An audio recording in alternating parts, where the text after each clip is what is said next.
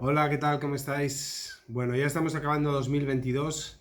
Yo quería hacer un pequeño resumen, contaros 10 puntos de lo que a mí me parece que es más frecuente, de lo que a mí me parece que son los problemas más frecuentes, las dudas más frecuentes, los que veo yo que si fuera paciente, a mí qué me gustaría saber o qué inquietudes tendría a ver cómo puedo ayudaros. Estaba pensando en cómo poder ayudaros. Lo primero que veo es que ser paciente de columna sigue siendo muy difícil, muy difícil. Que hay mucha información en internet, hay cantidad de cosas para la espalda, de terapias, de tratamientos, y sin embargo es muy difícil saber quién tiene la razón, quién te está diciendo la verdad, quién te está diciendo una tontería, porque así como yo no sé nada de coches, pues vosotros no tenéis por qué saber nada de la columna, así que es normal andar perdido, pero es una pena también. Y cuando sabes un poquito de espalda y de columna, te vas a manejar mucho mejor. Así que si podéis hacer el esfuerzo de entenderla un poquito. Dos, problemas. Yo al final interesa saber cuáles son los problemas más frecuentes. Y yo lo que he visto este año, lo que más quebradero de cabeza nos ha dado, han sido las infecciones y las fugas de líquido encefalorraquídeo. Las infecciones lumbares, eh, no es que haya muchas, pero hay. Y las que hay son devastadoras. O sea, es una pelea de un mes, de 2 meses, con antibióticos a tope, que funcionan, que no funcionan. Así que es un tema muy importante que a veces no se puede controlar porque las bacterias están en la piel o hay personas ya mayores que utilizan pañales y la zona lumbar es una zona más sucia. Así que ese es un gran caballo de batalla que hay mucho menos que antes, pero sigue habiendo. Y fuga de líquido encefalorraquídeo. Los nervios van enfundados, van como si fuera una piel, tienen una especie de piel. Y cuando se va a retirar, cuando las personas tienen mucha artrosis o han tenido una hernia mucho tiempo, al quitar la hernia o la artrosis es como quitar el hueso, que es la artrosis, en realidad. Al quitarla es como quitar un cromo que ha estado 10 años en un armario. Es muy difícil, por mucho cuidado que se tenga, es casi imposible, ¿no? Que no se venga un poquito de piel. Entonces ahí se crea una fuga de líquido y el paciente tiene que estar tumbado 2 días y tal. El problema es que a veces el cirujano no se da cuenta, o sea, es tan imperceptible, es como que en el momento de hacerse la fuga no se da cuenta. Y resulta que el paciente viene a las 2 semanas y que está empapando la cama, qué tal, y eso es un problema. Hay que entrar al quirófano, hay que intentar sellarlo, si quiere sellar, y en fin, que trae muchos quebraderos de cabeza a los profesionales y sobre todo a los pacientes, porque claro, no hay que olvidarse que esto lo sufren los pacientes. ¿A qué porcentaje de gente le toca? Pues a un 5%, a un 10%, pero al final son personas mayores. Las personas mayores de más de 70, de 80 años. Entonces ya tienen otros problemas asociados, con lo cual el tema, tanto infecciones como fugas de líquido, son que te amargan la asistencia, nos amargan la asistencia a nosotros y al paciente sobre todo. Tres, veo pacientes que tienen problemas cervicales o lumbares o de cadera. Y hay unas reglas. Si la cervical está mal y tiene riesgo para la médula, hay que empezar por ella, hay que empezar por la cervical. Porque si no, si a una persona con problemas cervicales, con la médula que no esté muy tranquila, esté en un espacio comprimido, le metes una cirugía lumbar de 2 horas, esa médula, esa persona en una mala posición puede salir eh, pues sin moverse, o sea, tetrapléjico. Entonces, a nosotros no nos ha pasado por suerte, pero hay que tener mucho cuidado.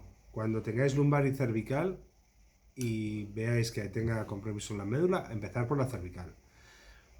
Por otro lado, si tienes lumbar y cadera, si tenéis la lumbar muy mal y la cadera alguna de las caderas muy destrozada con una coxartrosis muy importante, es mejor empezar por la cadera, porque si no tienes una buena base, aunque te hagan una buena cirugía de columna, no vas a sentir que tiene mucho beneficio hasta que no te corrijas esa cadera.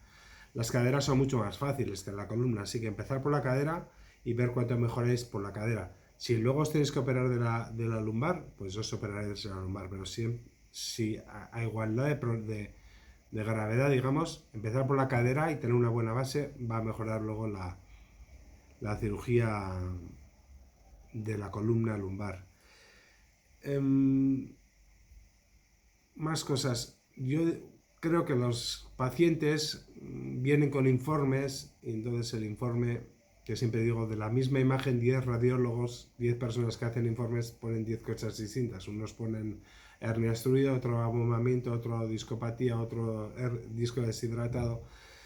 Y total que a cada uno le toca su informe y ahí andan peleándose con lo que dice ese informe. Aparte, ese informe dice muchas más cosas. Es como si yo me hago una resonancia del hombro. Seguro que me pone que tengo el manguito rotador, no sé qué, o algún ligamento, que tengo problemas. Pero si yo estoy bien, no me voy a preocupar. Así que la resonancia y el informe dicen muchas más cosas de las que generalmente molestan. Así que, ¿cuál suele ser el problema principal de las personas?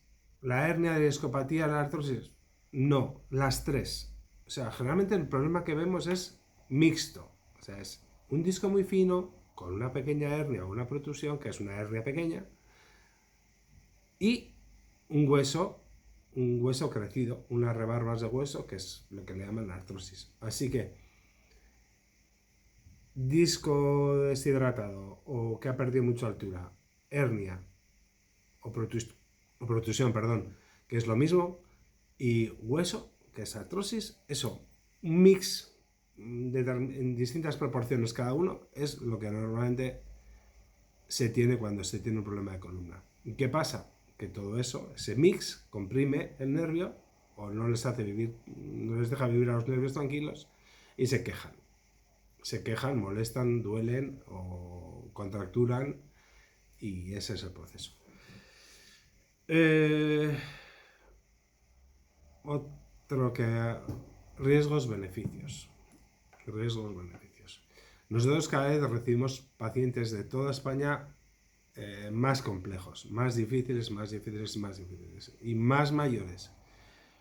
Y está muy bien cumplir años, pero lo normal es que con los años vayamos teniendo más problemas.